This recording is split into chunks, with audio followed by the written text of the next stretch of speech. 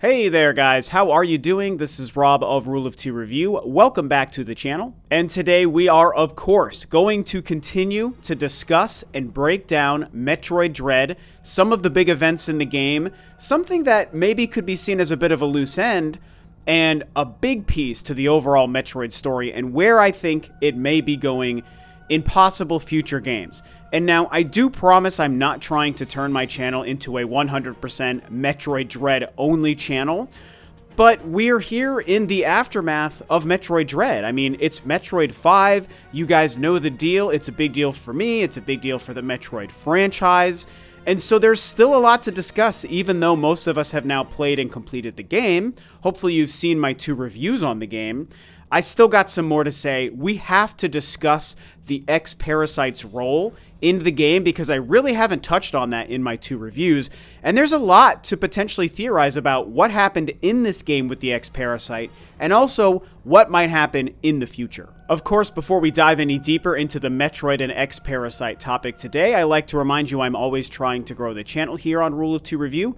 I upload every single week, I cover all things Nintendo, I discuss all things Metroid, and I discuss all things gaming. So as you watch this video, if you seem to like what I'm doing and what you hear, then I hope you will consider subscribing to the channel. So yeah, the X-Parasite, a huge part to the Metroid lore that was introduced in Metroid Fusion way back in 2002, and we really haven't had a lot of other X-Parasite related stories or content since then, because until Metroid Dread this year, Metroid 5, we haven't seen anything beyond the story of Metroid Fusion way back in 2002. Like I've said before, there's been many Metroid games that have released since Metroid Fusion, but none of them took place after the game. We needed to wait until 2021 to finally get Metroid 5 and move beyond the story of Metroid Fusion, which means moving beyond the introduction of the X-Parasite. And in no surprise, and all of the pre-release marketing and trailers already confirmed this as well, so this is not a spoiler, the X-Parasite does play a role in Metroid Dread.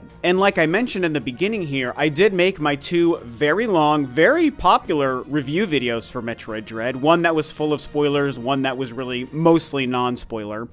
And I kind of regret that one of the things I really didn't touch on a lot was the X-Parasite and the role that it played in Metroid Dread. Especially in my spoiler-filled kind of ending explained video. I mean, I obviously had to reference the X-Parasite and the whole Quiet Robe element at the end and what happened with Samus and the ship, but I really didn't have a lot of time in that video to dive deep into the X-Parasite, and I regret that. It was a long video as is, and so I kind of needed to truncate it a little bit, and instead I decided to make this video and really dedicate it to the X-Parasite, what happened in Metroid Dread, and what I think it could mean for Samus. So obviously at this point, you've already played Metroid Dread, you know we're talking spoilers in this game, so I'm not going to be holding back here when it comes to this conversation. We do know that the X-Parasite was a huge part of the setup and the motivation for Metroid Dread, because apparently the X-Parasite, after we thought it was destroyed in Metroid Fusion by Samus, appears to show up on this new planet ZDR, which of course convinces the Galactic Federation to send the Emmy robots to the planet to investigate and to extract the X-Parasite, which is a very dangerous entity. And when they go missing and they go rogue, that's when Samus is tasked to go to the planet to find out what's going on with them and to see if there really is X-Parasite stuff happening on ZDR. Now later in the game, I think it would be safe to say this is probably the back half of the game for the most part, Samus actually travels to the area of Elun, E-L-U-N, Elun, if I'm saying that correct. And in that area on planet ZDR is where it's discovered that, hey, here is where the X-Parasite is. Ravenbeak was obviously manipulating a lot of the events behind the scene, we learn, to kind of steer Samus in that direction to get her to Elun, to discover and see that the X-Parasite is there. And essentially what ends up happening while she's in that area of ZDR, the X-Parasite ends up being basically released to the rest of ZDR. And the Atom computer on planet ZDR, which we know is secretly Ravenbeak, basically confirms that this is what happened. Another thing I think I didn't properly explain in my ending explained video is how the Atom AI computer on the planet ZDR is different than the true Atom AI computer on her ship, because there were some people asking me to further explain that. They were confused about the Adam thing and the Ravenbeak situation.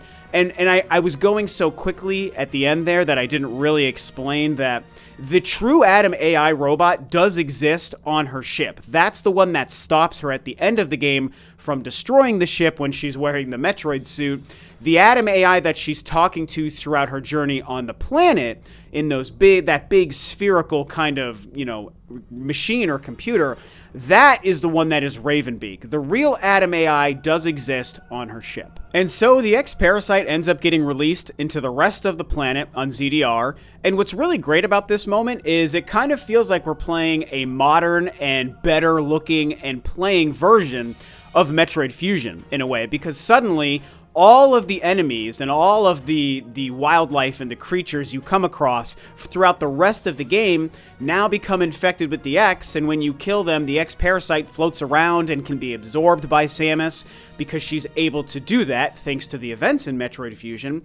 And I really like that this section of the game, pretty much from the discovery of the X-Parasite and Elon until the end of the game, literally feels like kind of a newer version of Metroid Fusion, because you're fighting X enemies and you're absorbing the X until the rest of the game. And I think that this part is a lot of fun. Now, obviously, the reintroduction of the X-Parasite poses a huge threat to the galaxy. This is something that Samus and we think the Galactic Federation don't like, although of course there's a huge Galactic Federation mystery that is still at play by the time this game wraps up. They did not touch at all on the Galactic Federation situation going on, and when you look at the events of Metroid Other M and Metroid Fusion, it seems pretty clear that the Galactic Federation very likely is up to no good in many ways. The whole cloning Metroid thing that is a part of both Metroid Other M and Fusion is still like a thing that we haven't revisited. And the whole potential for the X-Parasite to be something that the Galactic Federation themselves wants to use or weaponize and manipulate, similar to the Metroids, similar to Ravenbeak. And the fact that, you know, Samus really should probably be understanding that the Galactic Federation may be shady, that's just a whole plot thread that did not come to play in Metroid Dread and didn't resolve itself by the end, and so I feel like that must have something to do with the future of the game. And so either way, the X-Parasite is still seen as a threat. Samus realizes, I have to take care of this. This is part of what I have to destroy and stop while I'm on ZDR. Now, the X-Parasite and the Chozo have kind of a situation going on in the story of Metroid Dread as well. One of the main things we learn from the first story and the first introduction to Quiet Robe when he speaks with Samus is him explaining that there was a situation where one of the Makan tribe's Chozo warriors was actually infected by an X, and that created a situation with Ravenbeak that kind of sent him on his path to seek out the Metroid power to stop the X and become the ultimate power in the galaxy. And part of that is because one of their Chozo warriors became infected with an X. So they already planted the seeds in the idea for a Chozo to become infected by an X-Parasite and have that whole situation going on. And it made a big impact to the Makan tribe and to Ravenbeak's journey. I thought that was very cool. Then, more importantly to Metroid Dread specifically, after we're introduced to Quiet Robe, and after Quiet Robe is unfortunately killed, we end up learning and seeing, once the X-Parasite is released into the rest of the planet, that he himself becomes infected by an X-Parasite. He looks very evil, and he basically says, I'm counting on you, as he resurrects the Emmy robots. This is a huge pivotal moment that plays into the ending, and I think is a bit of a rope-a-dope or a smokescreen to what's really going on, and I do think a lot of people have missed what's really happening in this moment. Now, at the end of the game, as I touched on in my spoiler review, we do have the moment where Samus is super jacked up with her Metroid energy. She's in a Metroid suit. She's already defeated Ravenbeak and blown him to holy hell, and she's trying to escape the planet on her ship. She's stopped by the Adam AI robot in that moment. We see Quiet Robe, the X-infested, evil-looking Quiet Robe, shows up behind her, and we think it's going to be this big problem. And the X-infected Quiet Robe actually bows to her instead of attacks her, and the X-Parasite seems to willingly leave Quiet Robe, and unfortunately he disappears, you know, RIP to a real one. We're gonna miss Quiet Robe, he was great. And then that X-Parasite goes into Samus and she absorbs it, which kind of quells the overwhelming Metroid energy, reverts her back to the gravity suit so she can safely pilot her ship away from the planet. And so there's a lot going on in that moment, and I think it relates to the moment earlier where Quiet Robe reactivates the Emmy. And what I truly think is happening here, this is where I can finally sort of tell you my thoughts and what I think is going on. I think that what we learned is either Quiet Robe is so good that he was able to remain good after being infected by the X, or maybe there's a situation where an X can be sentient enough to be good and not evil. That part I'm not sure of. But what I am sure of is that when we see Quiet Robe wake up and reactivate the Emmy, that's not Quiet Robe being evil. That's Quiet Robe reactivating the Emmy to help Samus fully realize her Metroid potential. Basically, my big interpretation of this game is that what we learn is because Samus is infected with the Metroid DNA and essentially needs to become a Metroid herself, we have both Ravenbeak and Quiet Robe. Granted, this is Quiet Robe after he's dead and resurrected by an X-Parasite of all things.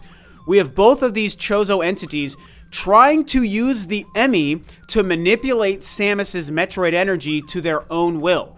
Ravenbeak wants to use the Emmy to basically force Samus into harnessing that Metroid energy so that he can then take it from her and clone her and create a Metroid-infused army. Quiet Robe, once resurrected by the X-Parasite, reactivates the Emmy to also get her to realize her full Metroid potential, but so that she can use that to stop and defeat Ravenbeak. It's a little bit complicated and confusing to kind of describe, but I think you guys can hopefully follow what I'm trying to say. I liken it to Dragon Ball Z, the way Goku tries to push Gohan into being forced into harnessing his Saiyan energy, right? He didn't ever want to become Super Saiyan and defeat Cell, and in the beginning with Raditz, like, he was a scared little boy, but he needed to be forced into a situation to harness his Saiyan power to become strong enough to defeat the enemy at hand. And I think that Ravenbeak knew that using the Emmys would force her, basically they both, let me say it this way, both Ravenbeak and Quiet Robe knew that the Emmys were going to force Samus into realizing her full Metroid potential and becoming fully Metroid herself. Ravenbeak saw that opportunity to harness and use that Metroid energy for evil. Quiet Robe realized that harnessing that energy would be what she needed to defeat Ravenbeak. And so whereas we see Quiet Robe resurrected by the X and reactivate the Emmy, so we think this is bad news because he's suddenly evil now, instead, we see confirmation through the end cutscene that he was actually good the whole time and knew that the Emmys were necessary to making Samus truly become Metroid. And so what does all this mean? Well, that's where it's kind of tough to say, but also kind of fun to theorize. Because at the end of the day, what we see is that Samus basically takes off from the planet after Quiet Robe and Ravenbeak, and we assume all of the X are done and destroyed, but Samus is still able to absorb the X because she's basically a Metroid, and the Metroid DNA within her counteracts the X-Parasite. I think it's interesting that they specifically show Quiet Robe's X-Parasite leave his body and go into Samus at the end there. So maybe the writers could spin that to say that the essence of Quiet Robe lives on within Samus. I mean, technically it shouldn't be that way, but the writers could tell us that way in future stories. It's kind of up to them to do. We also could see a situation where the only essence of the X that still lives within the galaxy is within Samus, similar to the whole situation with her Metroid DNA.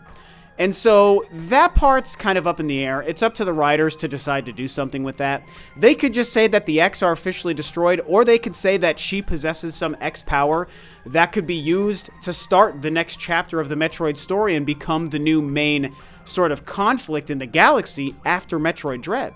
Which does kind of go back to a theory video I laid out months and months ago, that if the Metroids were supposed to be done by the end of this story, maybe the X-Parasite morphs into some new conflict. And now that Samus takes off, she's fully Metroid, which was also my theory. The X-Parasite seems destroyed on planet ZDR, but she's still absorbing the X-Parasite at the end. Maybe they could kind of spin that to sort of kick off a whole new series of Metroid stories going forward. It'll be really fun to kind of see where they go at this point, you know? I mean, have we truly just seen the end of the X? Does the X-Parasite only play a pivotal role in 2 games, Metroid Fusion and Metroid Dread? Or is there an opportunity for them to use Samus's ability to absorb the X to create more of a future X conflict in future games? I mean, it's a fascinating story with the X-Parasite, and what they did with it between Metroid Fusion and Metroid Dread is awesome. And it's very interesting. And it also drastically impacts and affects Samus as a character and a person. And you guys know that that's one of my favorite things about Metroid, is that I actually care about Samus the character. I think that's something that gets lost to a lot of other Metroid fans because the gameplay and all that stuff is so great, and I agree with that. But, you know, I'm one of those people that's very much focused on Samus and where her journey goes. And I think that there's a lot of room for the writers to play with the future of Samus as a character between her becoming a Metroid and her ability to, you know, absorb the X-Parasite and everything we saw her absorb at the end of Metroid Dread. Maybe they do stuff with that in the future. Maybe they don't. Only time will tell. We have to wait for Metroid Prime 4. We have to wait for future Metroid games. But currently, this is how I saw and interpreted the influence of the X-Parasite in Metroid Dread. So now that you've heard my thoughts and my breakdowns and my future theories, I want to know, do you agree with what I said? Do you have different thoughts about what it means and where it could go and what happened in the events of Metroid Dread? I want to hear what you think about it. And with that, this video is a wrap. Thanks, of course, as always, for tuning in, guys. This is Rob of Rule of 2 Review, and I'll catch you next time on another video.